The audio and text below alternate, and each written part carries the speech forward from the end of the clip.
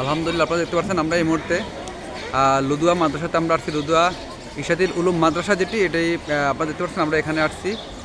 আজকে এখানে একটা দাওয়াত আছে। আমরা আমাদের মানবিক চেয়ারম্যান জনাব মোহাম্মদ নজরুল ইসলাম সাহেব, উনি এখানে আসছে আজকে।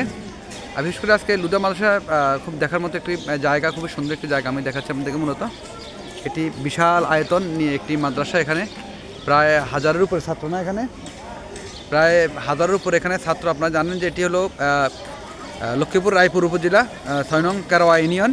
এটি আসলে এর সৌন্দর্যটি ফুটে তুলছে, বিশেষ করে বেশ কিছু কারুকাজ আপনারা দেখতে পাচ্ছেন। যে লুদুয়া মাদ্রাসার খুব সুন্দর যে দৃশ্যগুলো আপনাদেরকে দেখাচ্ছি। মূলত হলো এটি না দেখালে নয়, লুদুয়া মাদ্রাসার সেই ঐতিহ্যবাহী লুদুয়া মাদ্রাসা এটির সৌন্দর্য আমি তুলে ধরেছি আপনাদের কাছে। আপনারা দেখতে পাচ্ছেন এখানে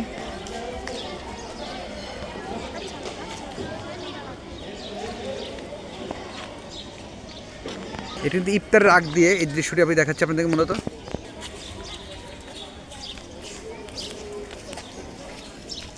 আপনাদেরকে না দেখালে না, আপনারা দেখতে পাচ্ছেন এটি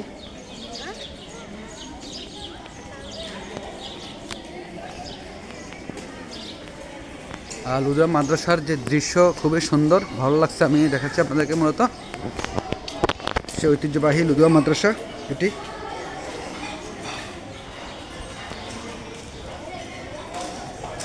এই যে এখানে লেখা আছে লুদুয়া মাদ্রাসা এটি।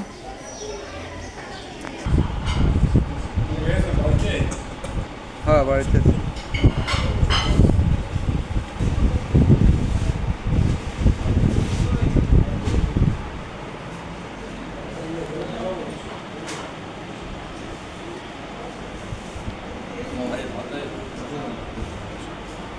লুদুয়া মাদ্রাসা সেই ঐতিহ্যবাহী লুদুয়া মাদ্রাসা। আপনারা জানেন এখানে 1000-এর উপরে ছাত্র।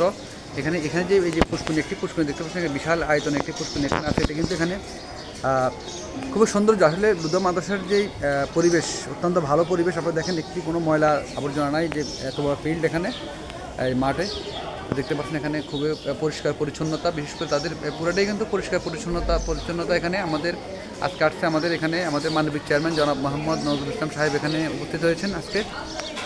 আমরা দেখতে পাচ্ছি এখানে